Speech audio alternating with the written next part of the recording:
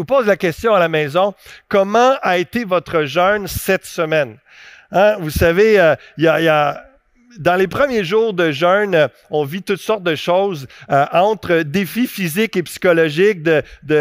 Si vous arrêtez de manger un repas ou plus, c'est sûr que ça amène un combat mental. Pour mon plus grand défi, c'est plus de savoir que la saison de hockey a commencé. De manger, ça va, je suis habitué, on dirait que c'est moins pire. Mais de savoir que je manque les matchs de hockey, j'ai aucune idée de ce qui se passe et je vois pas ça, je vous dirais que ça, c'est mon plus gros combat, mais ça fait partie de mon sacrifice où je veux prendre mes soirées à lire, à prier, à chercher la face de Dieu, comme mes journées également, avec tout le travail de pasteur que ça amène. Mais on a chacun nos combats et parfois il arrive une fatigue. Après 8 heures, là, j'avais un combat contre la fatigue. Vraiment, c'était intense. Donc, si vous vivez ça, c'est normal. Des fois aussi, un contre-coup physique du jeûne, de fait de s'abstenir de certains repas. Mais ma fille m'a fait rire cette semaine parce que à chaque année, lorsqu'on a des temps de jeûne, j'en parle à ma famille, évidemment, puis je regarde voir avec les enfants à leur niveau, à leur capacité. Les filles, est-ce que vous voulez jeûner ce mois-ci ou dans les 10 prochains jours? Quelle sorte de jeûne vous voulez faire, etc. Puis, une de mes filles a dit, moi, je vais jeûner de légumes. Et j'ai trouvé ça wise. J'ai dit, non, tu ne jeûneras pas de légumes, c'est certain. Elle dit, ben d'abord, je vais jeûner de conséquences. Et donc, je trouvais ça, c'était très créatif de sa part.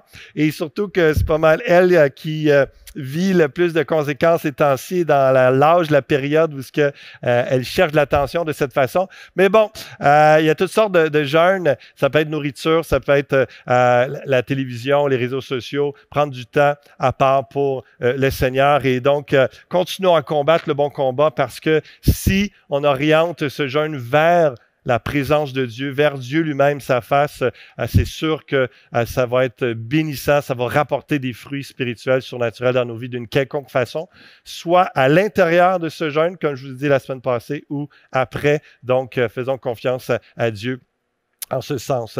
Ce matin, en quelque sorte, on va voir le comment, le pourquoi, le quoi et l'impact du jeûne qui est un ciel ouvert. C'est ce que nous prions et c'est ce que nous voulons prier tout au long de l'année. Seigneur, ouvre le ciel sur l'Église Fusion, ouvre le ciel sur Granby. Seigneur, ouvre le ciel sur notre région, sur le Québec, sur la francophonie. Seigneur, que ton ciel s'ouvre.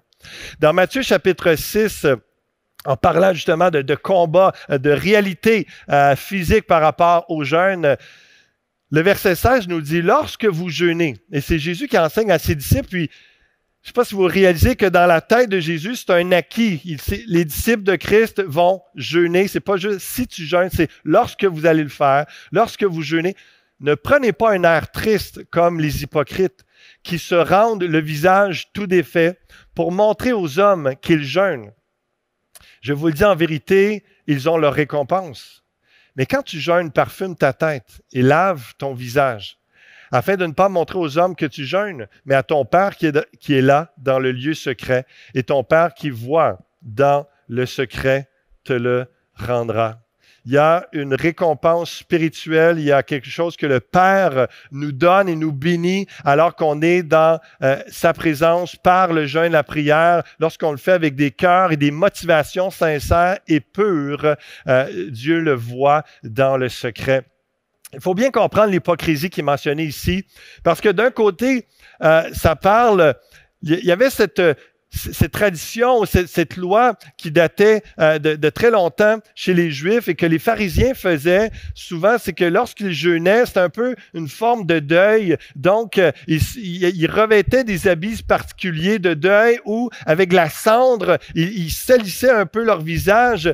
Mais alors que Dieu mentionne l'aspect, oui, il y a des jeûnes collectifs, évidemment, on l'a vu la semaine passée avec Acte 13 et ce qu'on fait en Église, c'est tout à fait biblique, mais l'essence du jeûne même, c'est un enfant de Dieu qui parle à son Père, qui est en retrait avec son Père, cœur à cœur pour s'approcher. Et donc, peu importe que les autres le sachent, le voient ou pas, Dieu le voit. Et donc, eux, les pharisiens étaient des hypocrites et c'est ça que Jésus reprend. Il leur dit, vous faites de quoi extérieur? Vous avez l'air plus triste que la réalité, simplement pour que les gens voient que vous êtes en train de jeûner. Ben, il dit, ça va être ça votre récompense. Vous voulez être reconnu par les hommes, puis être vu comme spirituel, religieux, etc. Ben, voici votre récompense. Vous allez être reconnu. That's it. Il n'y aura pas la récompense du Père dans cette intimité où il y a un échange, une communion. Mais d'un côté, on peut dire, l'hypocrisie, ça serait justement peut-être de dire, mais là, je suis en train de jeûner, c'est difficile, c'est pas facile. Donc là, de me parfumer, de faire semblant que tout est beau, puis de me présenter devant les gens, c'est l'hypocrisie. En réalité, ce que vraiment Jésus veut mettre l'emphase, c'est tu le fais pour qui ton jeûne? Pourquoi est-ce que tu jeûnes? Donc, la question, c'est que le problème n'est pas d'être vu en train de jeûner, c'est de jeûner pour être vu.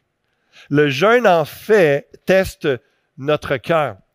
C'est vraiment, pour ceux qui l'ont déjà expérimenté cette semaine, c'est que vous jeûniez un repas ou une journée.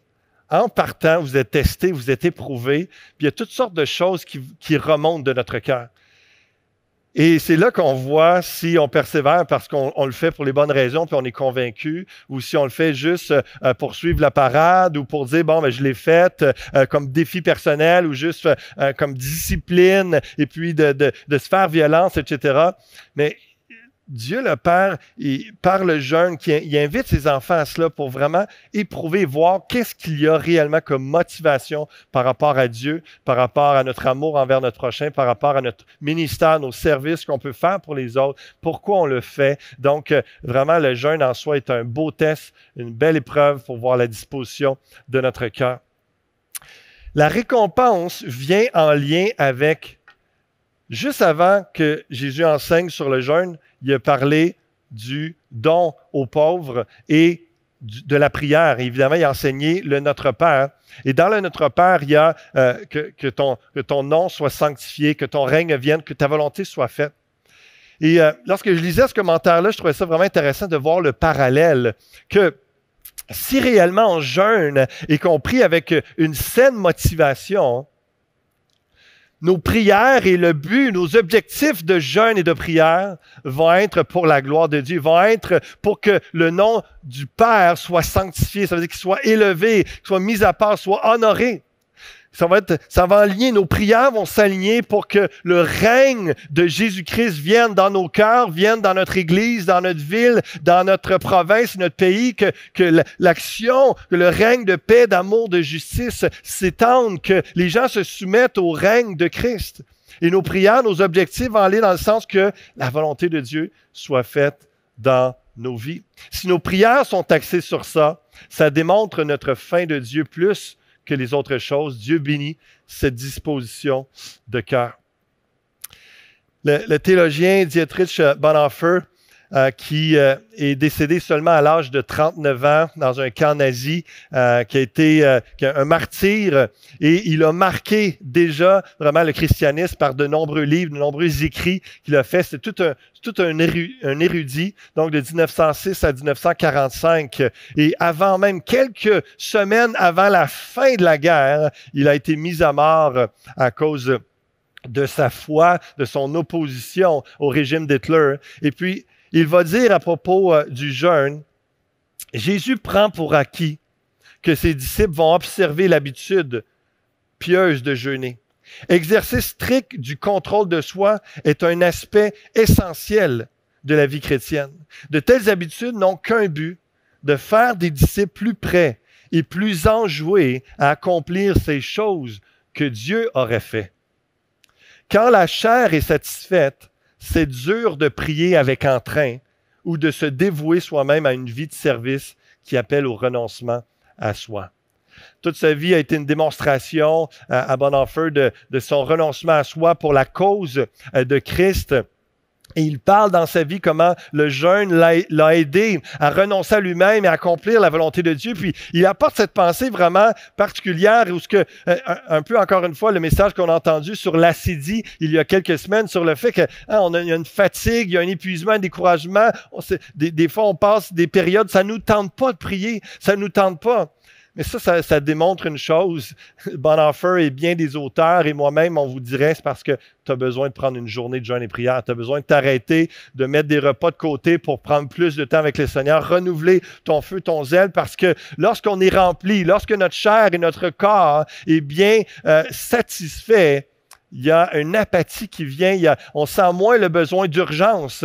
Mais je peux vous dire dans l'expérience de faiblesse qu'on ressent lorsqu'on est dans le jeûne, la prière, ça ramène ça et ça remet toutes les choses en perspective. Et même la faim physique amène un cri, amène une souffrance qui rappelle la souffrance spirituelle, le besoin de voir des âmes sauvées, le besoin qu'on soit rempli de la puissance du Saint-Esprit, le besoin de se nourrir davantage de Dieu et non seulement juste de la nourriture physique. Donc, on peut se dire ensemble, je jeûne pour un ciel ouvert sur ma vie de prière. Qu'il n'y ait pas d'apathie, qu'il n'y ait pas d'endormitoire aigu, d'ennui dans ma vie chrétienne. Non, qu'on puisse jeûner pour dire, Seigneur, renouvelle ma passion pour toi, renouvelle mon zèle à lire ta parole, à prier, à intercéder, à passer plusieurs minutes à te louer, à t'adorer, à chanter en langue, à créer et inventer un cantique nouveau, juste pour exprimer ce qui est dans notre cœur, parce qu'on aime Dieu de tout notre cœur. Et tout ça est renouvelé souvent lorsqu'on s'approche de Dieu. Le jeûne, c'est dire, la nourriture est bonne, mais Dieu est meilleur. C'est dire, j'aime plus le donneur que le don en soi. Parce que comprenez bien, même si on est une église qui croit à cette discipline du jeûne et de la prière comme d'autres disciplines spirituelles, on croit également que la nourriture est bonne parce que c'est Dieu qui l'a donnée à l'être humain, c'est Dieu qui l'a voulu et que le don, il y a bien des choses que Dieu nous donne sur cette terre qui sont bonnes, mais lorsque on oublie qu'elles viennent de Dieu, on oublie que c'est le plus important, c'est le donneur lui-même, c'est la source de toutes ces grâces. C'est là qu'il y a un problème et dans le jeûne, ça nous ramène à cette réalité que oui, c'est bon de manger, ça va être bon, mercredi de revenir à un régime normal, tout ça. Mais Dieu est meilleur et on a besoin de s'arrêter, se le rappeler à notre âme, rappeler à l'ennemi et de le vivre. John Piper disait, le jeûne exprime plutôt que de créer la faim pour Dieu. Néanmoins, il est aussi vrai que le jeûne en lui-même fait de lui un assistant à cette faim de Dieu. Le jeûne nous aide à renouveler notre faim pour Dieu. Le jeûne est le point d'exclamation à la fin de Maranatha. Maranatha veut dire « Viens, Seigneur Jésus, viens ». Lorsqu'on prend plus de temps dans sa parole, dans la prière, il y a ce rappel que Jésus revient, qu'il va revenir un jour et qu'il appelle son Église à veiller et à prier, à être prêt à son retour. Et le jeûne nous amène dans cette attente, dans ce renouvellement, dans cette hâte que Jésus revienne et dans ce rappel que si Jésus n'est pas revenu encore, c'est parce qu'il y a encore une mission, c'est qu'il y a encore des âmes à sauver, c'est qu'il y a encore des nations qui n'ont pas reçu l'Évangile. Donc, c'est tellement important, le jeûne et le point d'exclamation à la fin de Maranatha. Que le Seigneur renouvelle notre attente de son retour. Je veux qu'on entre dans quelques versets du chapitre 8 de Deutéronome. Je vous encourage cet après-midi à prendre le temps de méditer et de prier sur le chapitre au complet de Deutéronome chapitre 8 parce qu'il est vraiment profond, saisissant. Il y a plein de promesses et de paroles bénissantes, édifiantes. Je vous invite à considérer ça. Mais vous allez comprendre pourquoi je m'arrête simplement au premier verset. Vous observerez et vous mettrez en pratique tous les commandements que je vous prescris aujourd'hui, afin que vous viviez, que vous multipliez, et que vous entriez en possession du pays que l'Éternel a juré de donner à vos pères.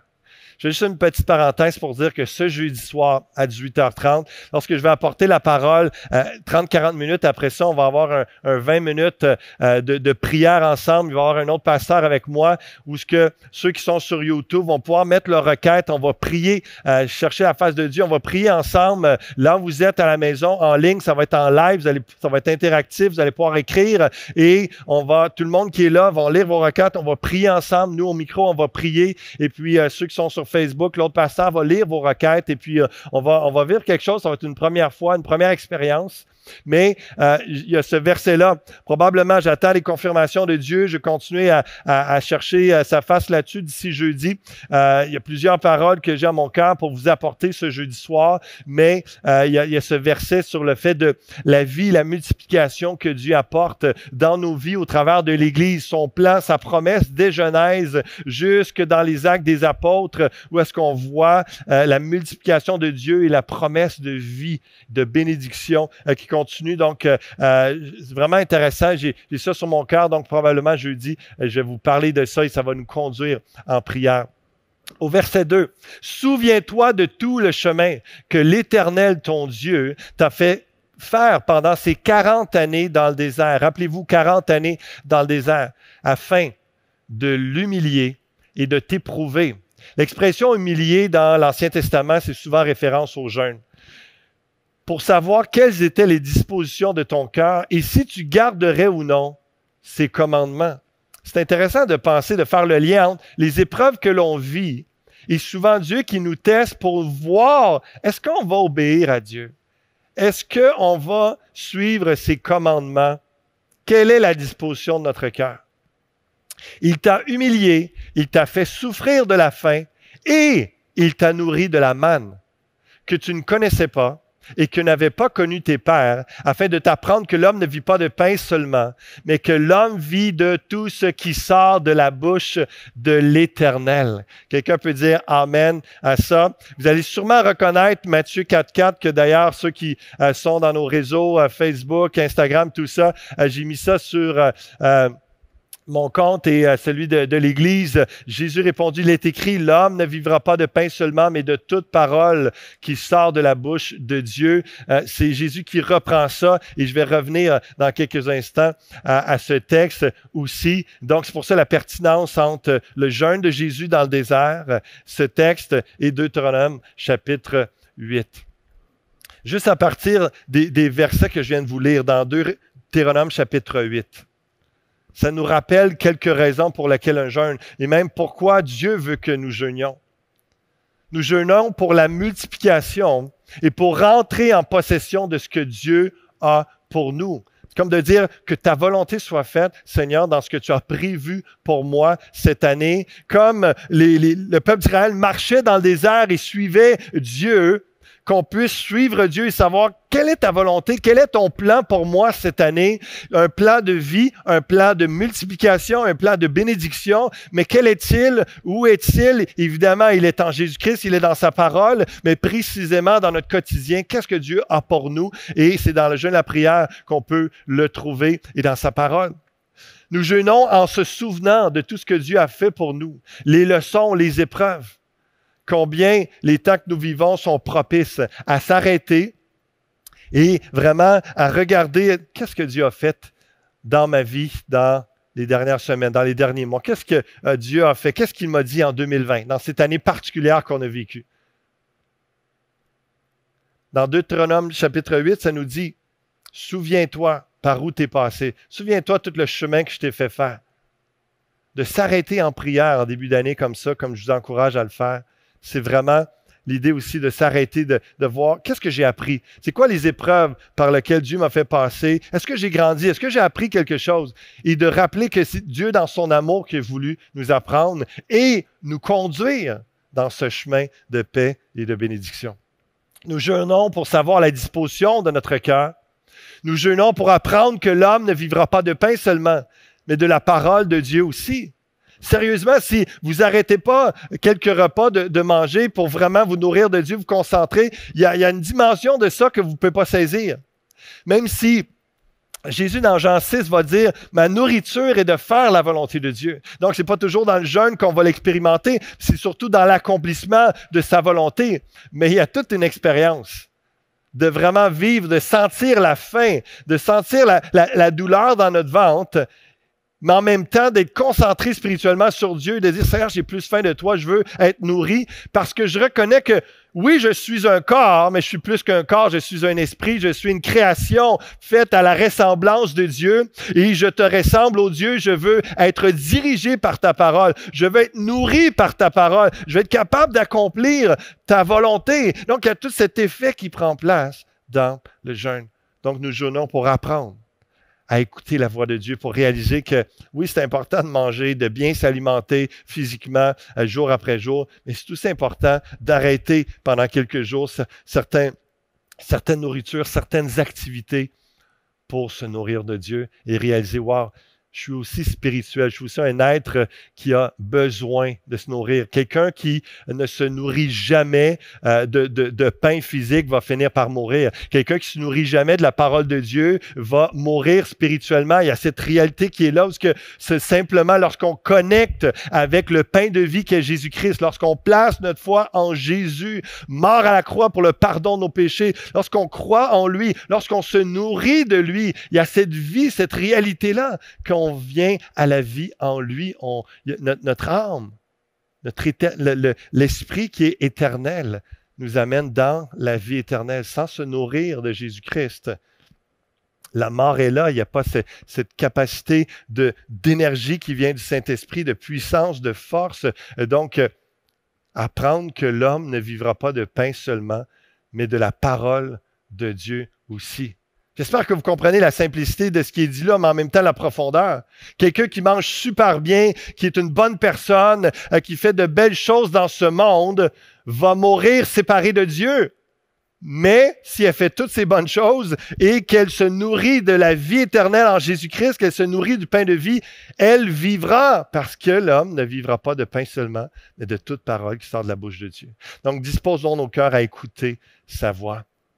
Charles Finney, un revivaliste de 1792 à 1875, un homme de Dieu qui a vécu toute une expérience et je vous en raconte une partie de sa vie qui nous a laissé des traces. Il dit, pour l'honneur de Dieu, je vais raconter un peu de mon expérience. J'ai été puissamment converti le matin du 10 octobre 1800 quelque chose. Il ne mentionne pas la date, mais certainement que ça se trouve. Mais il parle de ce matin de sa conversion du 10 octobre. Le soir de ce même jour et le lendemain matin, j'ai reçu plusieurs baptêmes du Saint-Esprit qui m'ont traversé, à ce qu'il me semble corps et âme. Je me suis trouvé immédiatement revêtu d'une telle puissance d'en haut que des paroles par-ci par-là ont amené des conversions immédiates. Mes paroles semblaient comme des flèches dans les âmes des hommes. Elles coupaient comme une épée. Elles brisaient le cœur comme un marteau. Des multitudes peuvent attester cela. Quelquefois, je me trouvais dans une grande mesure vide de cette puissance. J'allais à l'extérieur et visiter des gens et je ne faisais aucune impression de salut. J'exhortais et je priais avec le même résultat. Il n'y avait rien. Je me mettais ensuite à part un jour pour jeûner et prier. Craignant que cette puissance était partie, je me demandais anxieusement pourquoi un tel sentiment de vide. Après m'être humilié et criant Dieu pour de l'aide, la fraîcheur de sa puissance revenait. Ça a été l'expérience de ma vie.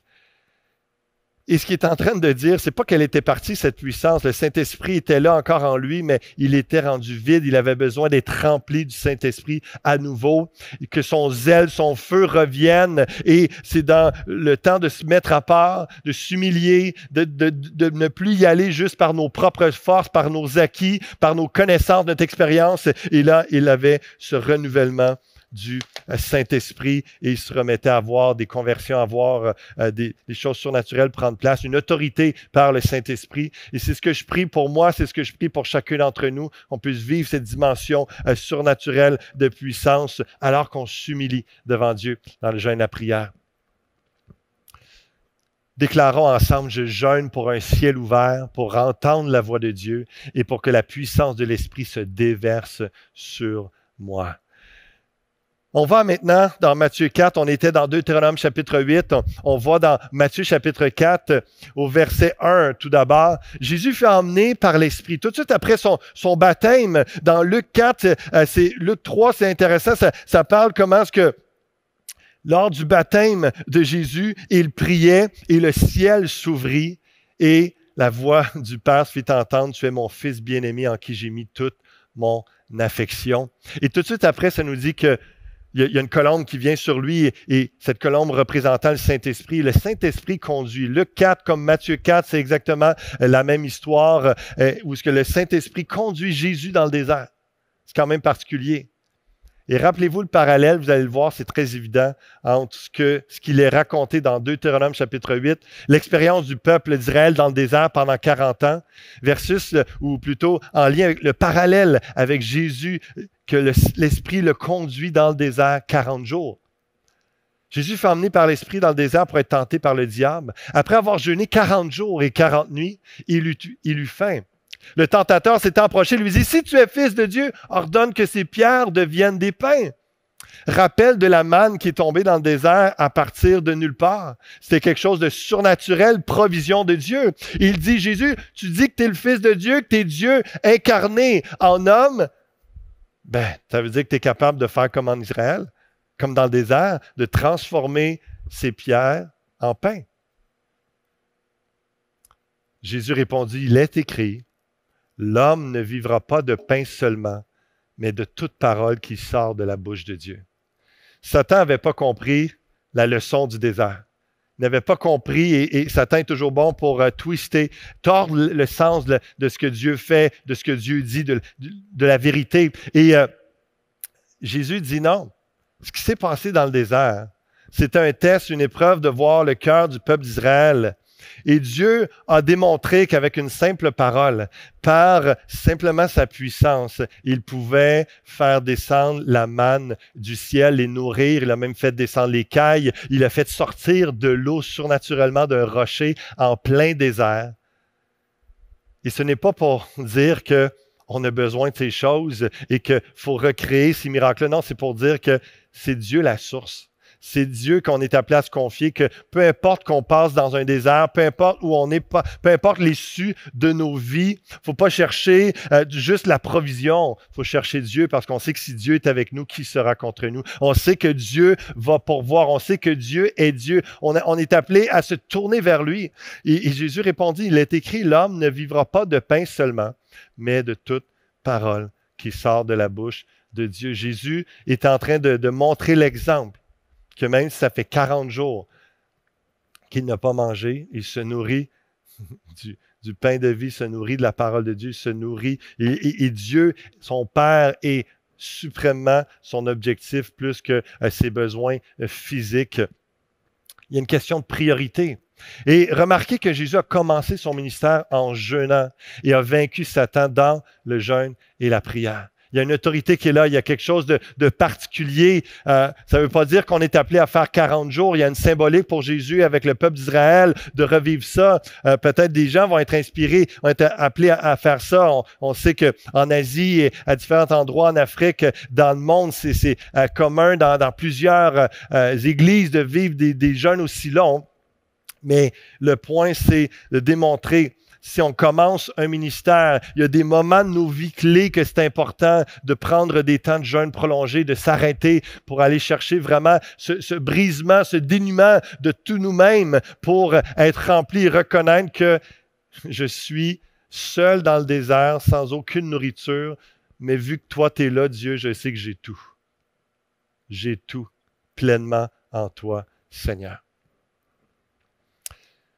Jésus a cité le Deutéronome à chaque fois pour repousser Satan. Dans les deux autres tentations que Satan est venu vers Jésus-Christ, il a encore cité le Deutéronome. Et c'est vraiment pour, encore une fois, faire ce lien-là où ce que Jésus est en train de revivre l'histoire d'Israël dans le désert, 40 jours pour 40 ans.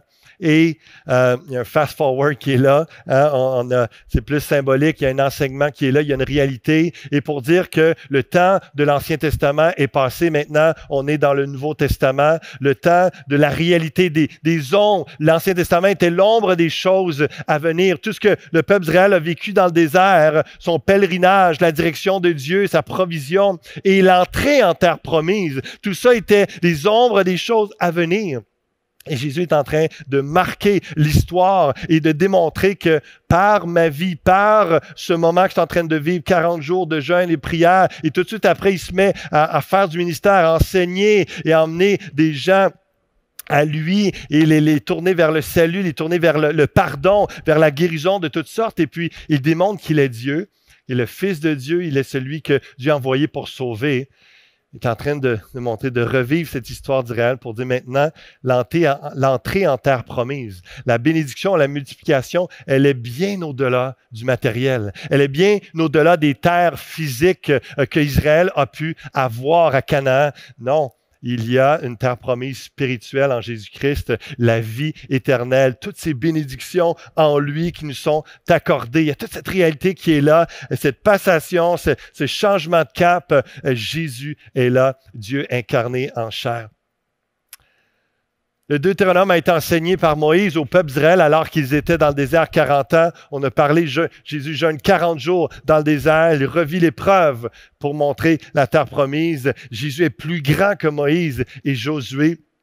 Dans le verset 3 de Deutéronome 8, je reviens un instant pour montrer qu'on ne jeûne pas pour le pain, mais pour la parole de Dieu. Hein, il t'a humilié, il t'a fait souffrir de la faim, il t'a nourri de la manne. Pas juste pour que tu dises « Wow! » Wow, on a du pain, puis on peut être nourri du pain spécial que tu ne connaissais pas et que n'avaient pas connu tes pères, mais afin de t'apprendre que l'homme ne vivra pas, et qu'on a besoin de toute parole qui sort de la bouche de l'Éternel. Vraiment, faites le lien entre apprendre à écouter la voix de Dieu, à se nourrir de la voix de Dieu, de sa parole, plus que tout autre bienfait que Dieu peut nous donner ici-bas sur cette terre. Et c'était particulier, c'était surnaturel, surprenant. Imaginez, le peuple marche dans le désert et là, crie à Moïse, puis là, Moïse crie à Dieu et Dieu dit, oui, j'ai entendu leur cri, ils ont faim. OK, voici, je vais faire descendre la manne, une espèce de pain qui descend du ciel. C'était symbolique aussi de ce que Jean va dire. Jean chapitre 6, il parle de Jésus qui est le pain de vie, etc. Sauf que c'était un pain qu'ils ne connaissaient pas, qu'ils n'avaient jamais connu leur père, quelque chose de nouveau. C'était surnaturel. Wow! C'est incroyable.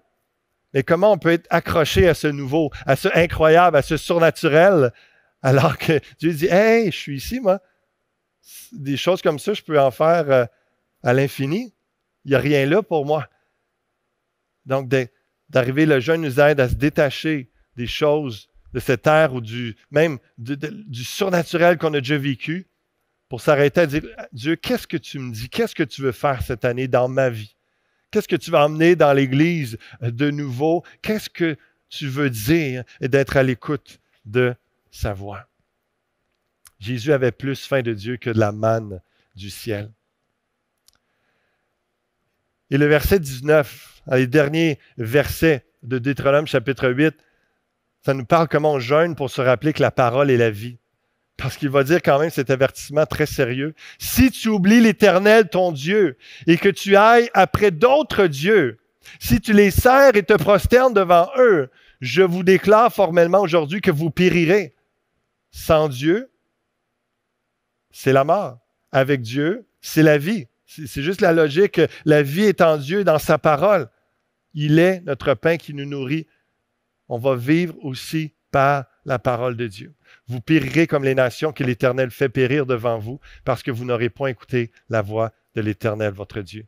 On prie et on jeûne ensemble en Église parce qu'on veut voir un ciel ouvert pour le Québec et la francophonie, afin qu'ils reçoivent la vie éternelle. Si vous n'avez pas encore commencé aussi, vous doutez, vous manquez de courage, rappelez-vous, c'est de juste venir humblement devant Dieu et crier à lui, Seigneur, je veux voir au travers de ma vie, au travers de l'Église Fusion, des âmes sauvées cette année. On est là encore sur cette terre pour voir des âmes sauvées. Seigneur, ouvre le ciel sur Fusion, ouvre le ciel, Seigneur Dieu, sur Granby, ouvre le ciel sur le Québec, la francophonie. On sait que des gens de l'Europe, des gens de l'Afrique nous écoutent, nous suivent, qu'ils puissent être encouragés, inspirés à prier, à chercher la face de Dieu et à voir des âmes être sauvées, qu'il y ait des conversions en multitude au travers de la prédication de la parole de Jésus-Christ.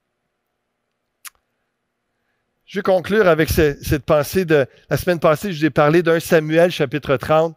Le combat, la défaite que, en fait, David, ses soldats se sont fait prendre leurs femmes, leurs enfants, toute leur possession dans la ville de Tsiklag alors qu'ils étaient partis à la guerre et finalement ils n'ont pas été à la guerre, ils reviennent quelques jours plus tard et là la ville est en feu, tout ça. David va s'encourager en Dieu parce que là ses camarades pensent à le tuer, le lapider parce ils mettent ça sur son dos. Et David dans l'angoisse, tout ça, il va s'encourager en Dieu et après ça il consulte le Seigneur et Dieu lui dit va les rejoindre. Je vais tout ordonner. Tu vas avoir la victoire, inquiète-toi pas. Et puis finalement, comme de fait, il va avec ses soldats, il va se battre contre les Amalécites et puis il récupère toutes les femmes, les enfants, le butin et même le butin des Amalécites. Il récupère la totale. Ils sont encore plus bénis qu'avant. Et il y a ce texte qui est touchant puis symbolique pour nous, puis je vais vous l'apporter en conclusion. De retour à Tsiklag, David envoya une partie du butin aux anciens de Juda, à ses amis, en leur adressant ces paroles. « Voici pour vous un présent sur le butin des ennemis de l'Éternel. » Il fit ainsi des envois à ceux de Béthel, à ceux de Rama du Midi, à ceux de Jatir, à ceux d'Aroer, ceux de Shifmoth, à ceux d'Eklethéma, à ceux de Rakal, à ceux des villes de Jérak-Mélite, à ceux des villes des Kéniens. C'est un peu différent de nos villes d'ici, là. À ceux de Horma, à ceux de Korachan, à ceux d'Atak, à ceux d'Hébron et dans tous les lieux que David et ses gens avaient parcourus. Lorsque David était en fuite de Saül, il allait dans plusieurs villes pour se réfugier. Ils sont tous des peuples, ils sont tous des villes, des gens qui l'ont reçu parce qu'ils savaient qu'il allait être le futur roi. Et ils l'ont protégé, ils l'ont nourri, ils l'ont gardé. Et puis, en reconnaissance de la victoire, des bénédictions que Dieu lui a données, il s'est dit, en reconnaissance à ces gens-là, à ses frères, ses amis, il dit, on va leur donner une part du butin.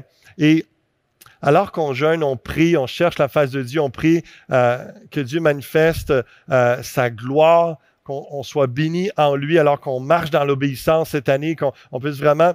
Et que Dieu nous a déjà aussi bénis dans les derniers mois. Je me disais, dans les circonstances que l'on vit en ce moment, je voulais conclure avec cette pensée de dire... On est en confinement, on est même en couvre-feu, à part par Zoom, on a discuté à se rassembler, tout ça. Mais une chose qui m'a touché puis qui m'a rappelé ce que j'ai vécu pendant le temps des fêtes en relisant cette histoire-là, c'est le fait que, alors que j'étais avec une petite famille à la maison, on a passé tout le temps des fêtes ensemble, tout ça, puis c'était bon, c'était reposant, mais une fois de temps en temps, quasiment tout le long des fêtes, quelqu'un venait cogner à notre porte puis il nous apportait des biscuits. On voulait juste vous dire Joyeux Noël, pasteur, on vous aime. Puis à chaque fois, c'était tellement un encouragement de bénédiction. Il restait 1 minute, 2 minutes dans le portique. Il donnait ça, il repartait, des fois 30 secondes. On a reçu des gâteaux, on a reçu toutes sortes de choses, des cartes de Noël, évidemment, toutes sortes de choses comme ça. Juste un petit mot de reconnaissance, des cadeaux, et pour démontrer de l'amour. Puis même si on ne passait pas des heures avec eux, juste quelques secondes, à chaque fois, toute la famille, on était réjouis, on était encouragés, on était bénis. Puis, nous aussi, on a fait ça, mon épouse et moi, d'aller apporter des biscuits, des cartes de Noël à quelques personnes. On restait à la porte, juste donner ça comme ça, puis on repartait. Puis les gens nous réécrivaient hey, « merci, merci », etc. Si on pouvait vivre ça, même si c'est plus Noël, Pourquoi on ne continuerait pas à vivre ça pendant ces temps de confinement? On ne peut pas se voir, mais on a le droit d'aller cogner à la porte, laisser de quoi à la porte et puis repartir. Ça peut être... évidemment, je vous dis ça dans un deuxième message parce que le jeûne finit bientôt. Et peut-être vous allez vouloir préparer des petits quelque chose juste pour une pensée, démontrer de l'amour, de dire que l'Église, on est encore là, on pense à vous, remercier quelqu'un, encourager quelqu'un, bénir quelqu'un qui est peut-être dans la misère ou qui voulait juste le bénir parce que vous l'aimez. Ça peut être une carte, un mot, ça peut être des biscuits, n'importe quoi, mais je vous lance cette idée.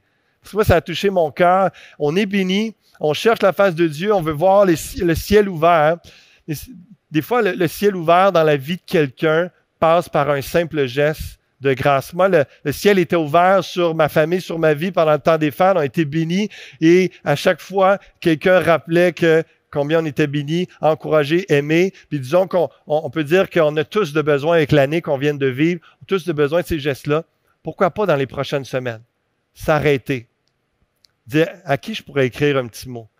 À qui je pourrais faire un petit cadeau? À qui je pourrais avoir une pensée particulière? Prier pour cette personne-là, évidemment, mais avoir un geste, et puis vous le faites, vous lavez les mains, vous préparez quelque chose, vous allez porter ça. C'est légal de le faire, et vous allez être une bénédiction, et je pense qu'on peut se retrouver à la fin du confinement avec un sentiment que, wow, on était là les uns pour les autres, l'Église est encore là, on s'aime, et on manifeste de l'amour, de la générosité, et on voit le ciel s'ouvrir sur nos vies. Je sème cette pensée, et je vous encourage à le faire. Ça vous appartient personnellement de le faire librement.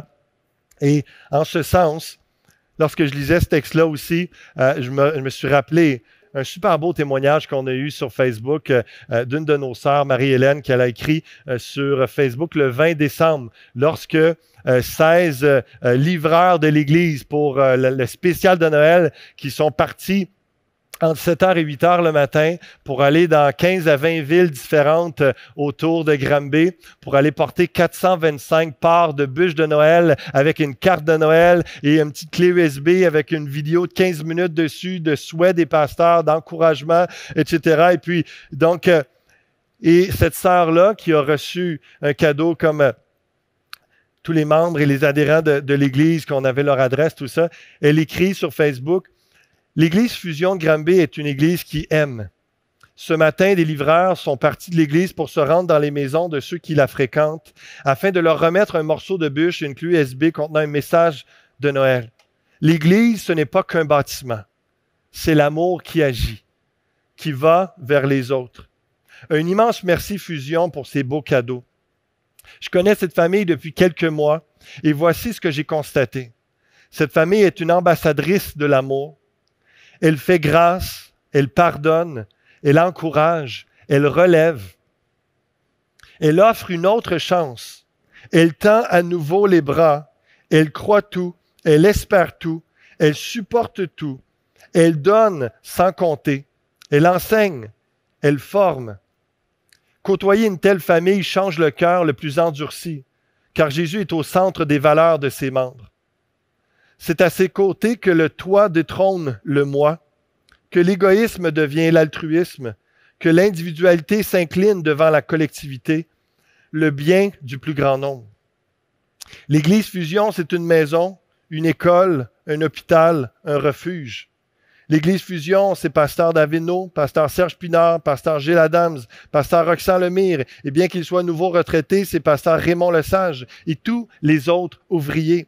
L'Église Fusion, c'est le pécheur qui fusionne à Christ et qui devient une nouvelle création.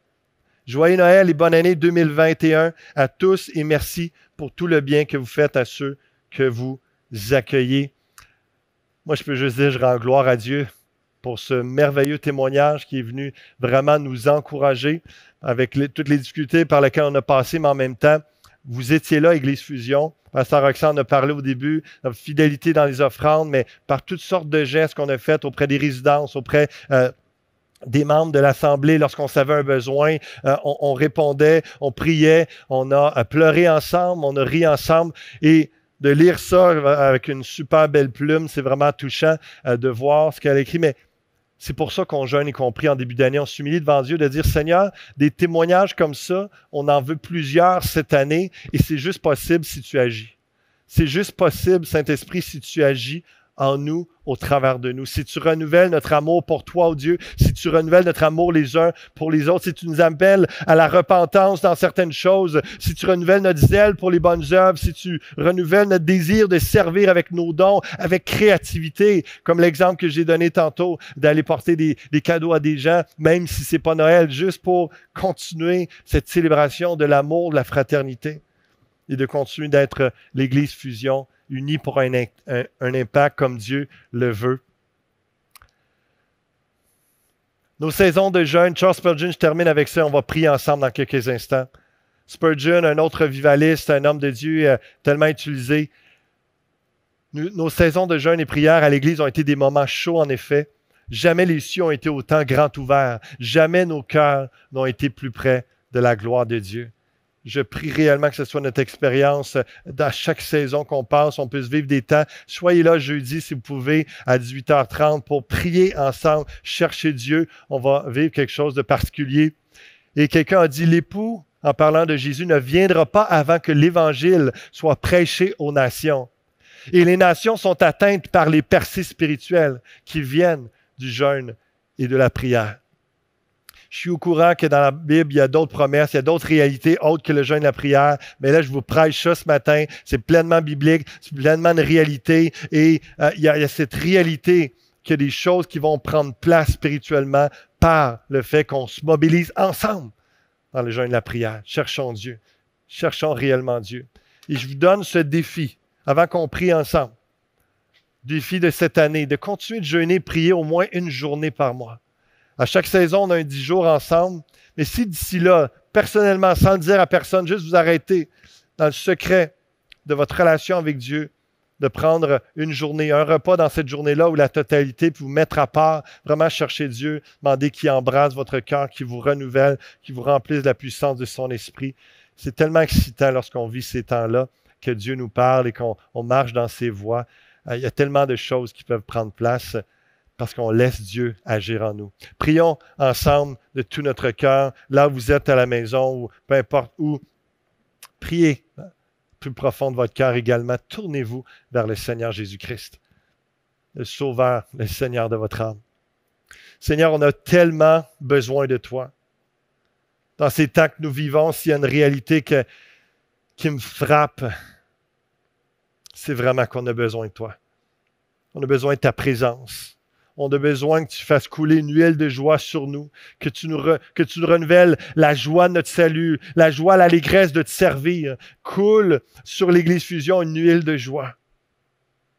Des vêtements de louange, qu'on puisse exploser semaine après semaine, malgré certaines nouvelles tristes, cette réalité, mais qu'on puisse se réjouir du fait qu'on est ensemble en Jésus-Christ, qu'on est tes enfants, on est sauvés, qu'on puisse avoir cette joie de l'Esprit qui nous anime, qui nous fortifie, qui nous drive dans tout le reste que tu vas nous appeler cette année. Seigneur Dieu, que ça puisse nous attirer à toi sans cesse. Fais couler une huile de joie, ça. Tes enfants sur chaque ouvrier. Remplis-nous, chacun d'entre nous, de la puissance de ton esprit. De nous faim et soif de toi, de ta justice, plus que de toute autre chose. Pardonne-nous, Seigneur, combien de fois nous sommes attirés et que nous préférons autre chose que ta présence ou ta parole. Pardonne-nous, Seigneur Dieu. Garde-nous plus près de toi. Garde-nous à l'écoute de ta voix, sensible à ton Saint-Esprit. Donne-nous de valoriser ta présence plus que toute autre chose. On a besoin de toi, Seigneur. Viens restaurer les familles, les couples qui écoutent en ce moment. Les jeunes et les jeunes hommes, les jeunes femmes. Que chacun marche dans la droiture. Que chacun revienne dans tes sentiers s'ils se sont éloignés de toi. Encourage ceux, Seigneur Dieu, qui sont dans leurs dernières années. Encourage-les, Seigneur. Relève leur tête. Puisse continuer à prier, à intercéder, à croire en toi. Espérer le meilleur pour l'Église, pour leur vie, leurs enfants, leurs petits-enfants. Je demande, Seigneur, que ta gloire éclate au milieu de nous. Sanctifie-nous, qu'on puisse te ressembler davantage. Dans le jeûne, Seigneur, il y a quelque chose qu'on veut te dire, c'est qu'on s'humilie devant toi, parce que sans toi, on ne peut rien faire, mais avec toi, tout est possible.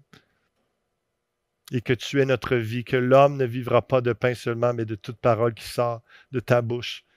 Seigneur, parle. J'espère que plusieurs ont entendu ta parole, ta voix ce matin.